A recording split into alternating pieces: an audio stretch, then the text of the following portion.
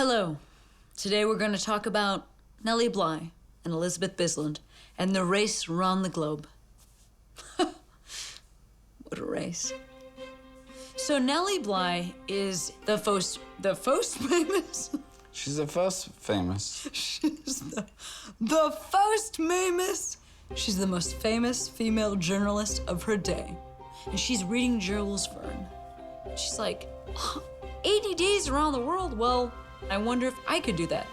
So she goes to her editors. She says, not only did Jules Verne write a decent book, but also I think I can beat the time of 80 days around the world, and you should pay for it. And her editor is like, all right, gal, you're a gal.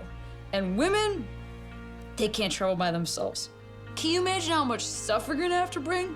Like curling irons or a lot of trunks of stuff?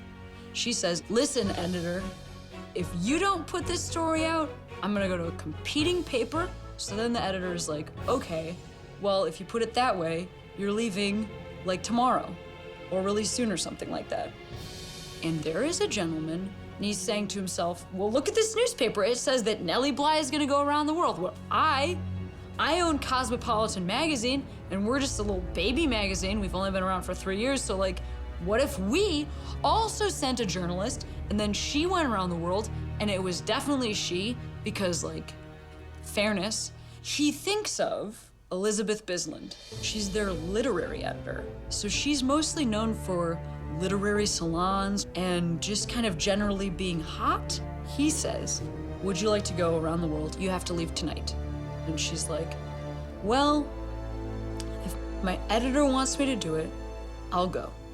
And so, 6 hours after even learning of this idea, Elizabeth Bisland starts heading west. Nellie Bly's already on a ship, so she has no idea this is happening. She thinks she's racing a fictional character. Well, turns out she's racing a real woman, and they're going in opposite directions. So Nellie Bly lands in England. Somebody says to her, Jules Verne would like to meet you. She's like, yes, I would love to meet him. I have time to go to France. I'm like ahead of schedule and I can totally do this. So she goes to France and she meets up with Jules Verne, and Jules Verne is totally cool. And he's like, Nellie, I hope you make it around the world in less than 80 days. Here's a bunch of high fives. My wife and I are chill for you. Get out of here. Meanwhile, Elizabeth Bisland gets to Japan and she sees Mount Fuji and she's like, this is totally chill. Nellie Bly goes to Italy and she's writing about the coastline and the pasta, and she goes to Egypt and the women are wearing burqas and she's totally blown away by this. She goes to Sri Lanka. She's riding in rickshaws. How did I get here? I don't even speak this language. What is the language of this place? Sri Lankan. I'm making that up. So the whole time Nellie Bly is traveling, she's sending home these dispatches. People are reading it and they can't take their eyes off of it. They're following her the entire way around the world. I mean, this is like clickbait stuff. Meanwhile, Elizabeth Bisland, she's ahead of schedule because she's following the wind. So she's gonna win. Nellie Bly is like dawdling at this point. So she gets to Hong Kong because she like goes up to buy her ticket.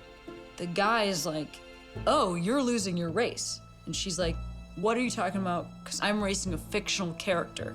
Because she didn't even know Elizabeth Bisland ever left. And he's like, no, no, no, there's another woman in the race named Elizabeth Bisland. She was here like a while ago and you're losing. And so she figures out that she has to sail super fast. She gets on a boat, she's going across the Pacific, but where is Elizabeth Bisland? That's a great question. She was about to get on this super fast speed steamboat, but this dude who's like a fan of Nellie Bly is like, I think you missed your boat. Then Elizabeth Bisland was like, well, I guess that guy's telling the truth. So Elizabeth Bisland gets on this very slow ship to New York. And so on January 25th, Nellie Bly wins the race. She wins it! She gets there in 72 days, which is six less than 80 days. And she... 72? 72. So it'd be 8. 6 less, you're right. Yeah, that's 8. Forgot to do math. That's okay. But here's the crazy thing. Elizabeth Bisland got there 4 days later, still beating the 80 days. 3, 2, 1, shots!